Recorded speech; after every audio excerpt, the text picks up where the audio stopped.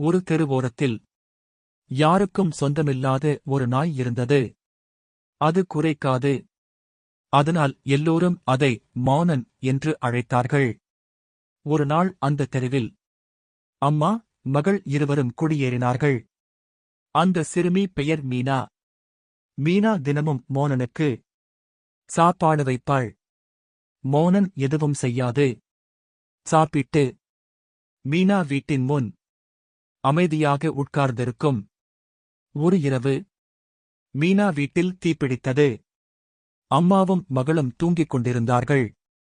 அப்போது மோனன் முதன்முறையாக உயரமாக குரைத்தது.